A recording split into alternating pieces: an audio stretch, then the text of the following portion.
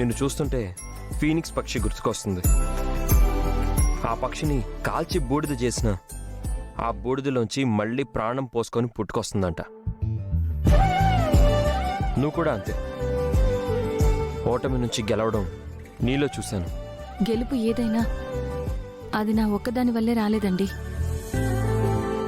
మీరు పిల్లలు నాకు తోడుగా అండగా ఉండి నాకు స్ఫూర్తినిస్తారు.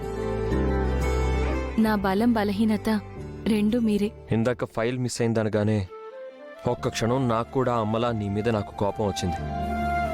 నా కోసం 1000 కోట్ల ప్రాజెక్ట్ని పక్కన పెట్టేసిన నీ ప్రేమ నీకు శాపం అవుతుందేమో అనిపించింది. నిన్ను అమ్మ ముందు దోషిలా నిలబెట్టిందని బాధ కూడా వేసింది. ప్రేమకు వెలకట్టలేమండి.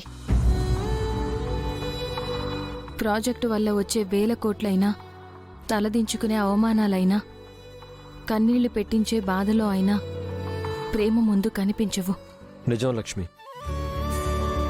మా మగాళ్లలో చాలామంది మెటీరియలిస్టిక్గా ఉంటారు. కానీ మీ ఆడవాళ్ళు ఏ కొందరో తప్ప అందరూ సెంటిమెంటల్గా ఉంటారు. భర్త, పిల్లలు, కుటుంబమే ముఖ్యం అనుకుంటారు.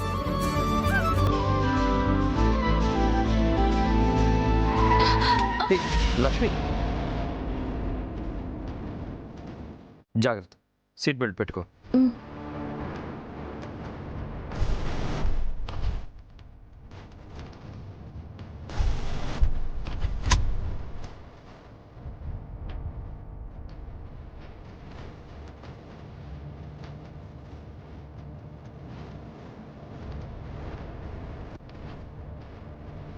మిత్ర గారు, మీరు సీట్ బెల్ట్ పెట్టుకోలేదే?